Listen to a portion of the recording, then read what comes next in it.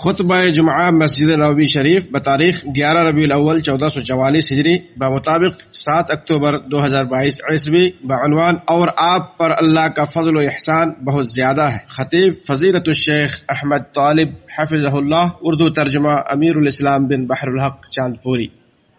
تمام تعریفیں اللہ رب العالمین کے لیے ہے جس نے مخلوقات میں سب سے اعلیٰ و اکرم ہستی کے ذریعے ہمیں عزت بخشی، اور میں گواہی دیتا ہوں کہ اللہ کے سوا کوئی معبود برحق نہیں جس کا فضل و کرم بے پایا ہے، اور میں گواہی دیتا ہوں کہ ہمارے آقا محمد صلی اللہ علیہ وسلم اس کے بندے رسول اور اپنے رب کے داعی ہیں۔ اے ایمان والو، اللہ تعالیٰ سے ڈرو اور سچوں کے ساتھ رہو۔ مومنو، کوئی بھی انسان چاہے علم و فضل اور عقل و فہم میں کتنا بھی اعلیٰ ہو، رسول اللہ صلی اللہ علیہ وسلم کے محاسن، کمالات اور حسن و جمال کا احاطہ نہیں کر سکتا، بلکہ سارے لوگ مل کر بھی نبی صلی اللہ علیہ وسلم کے اوصاف و صفات کو بیان نہیں کر سکتے۔ خود اللہ تعالیٰ نے آپ صلی اللہ علیہ وسلم کو پڑھانے کی ذمہ داری لی، چنانچہ آپ سے فرمایا کہ اپنے رب کے نام سے پڑھ، اور جو کچھ پڑھایا اسے آپ کے حافظے میں محفوظ کر دیا، جیسا کہ ارشاد باری تعالیٰ ہے، ہم آپ کو پڑھائیں گے پھر آپ بھولیں گے نہیں۔ اللہ نے آپ صلی اللہ علیہ وسلم کو سکھانے کی ذمہ داری بھی لی۔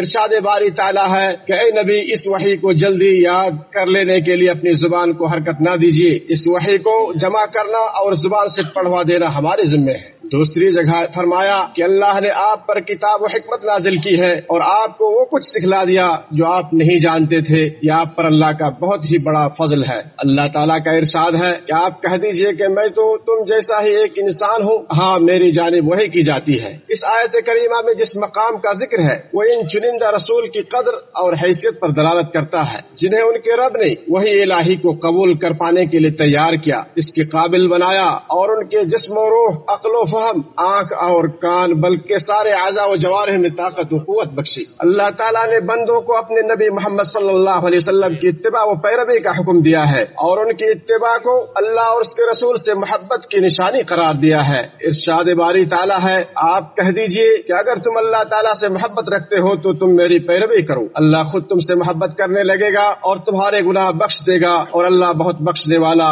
اور رحم کرنے والا ہے۔ کہہ دیجئے کہ اللہ تعالیٰ اور رسول کی اطاعت کرو، اور اگر یہ منہ پھیر لے تو بے شک اللہ تعالیٰ کافروں سے محبت نہیں کرتا۔ اس اطاعت و اتباع کا مطلب یہ ہے کہ ان کے اقوال و افعال اور مختلف حالات میں ان کے طرز معاشرت کی پیروی کی جائے، اور ان کے اعلیٰ اخلاق و صفات کی معرفت حاصل کی جائے تاکہ ان کی اتباع و پیروی کی جا سکے، نہ ان کے اوامر کی مخالفت کی جائے اور نہ بدعت کا ارتکاب کیا جائے۔ صحابہ کرام کی نبی کریم صلی اللہ علیہ وسلم سے محبت کا یہ حال تھا کہ دیگر چیزوں کو تو چھوڑیے، وہ ان کی عادات کو بھی اپنی زندگی میں اتارتے تھے۔ اپنی جان، باپ، بیٹے، بیوی، کنبہ، قبیلہ، تجارت اور مال و دولت سے بڑھ کر نبی صلی اللہ علیہ وسلم سے محبت کرنا واجب ہے۔ بلا شبہ محبت کے اسباب حسن و جمال، کمال و خوبی اور عطا و بخشش ہے، اور یہ عناصر اوصاف کمال و محاسن اخلاق کے پیکر میں بدرجہ اتم موجود ہے، جنہیں اللہ تعالیٰ نے عظیم اور عمدہ شکل و صورت سے مزین کیا اور نو بنو طہارت و پاکیزگی اور حسن و جمال کے پھولوں سے سجا دیا۔ ان پر اللہ تعالیٰ کی رحمت و سلامتی نازل ہو۔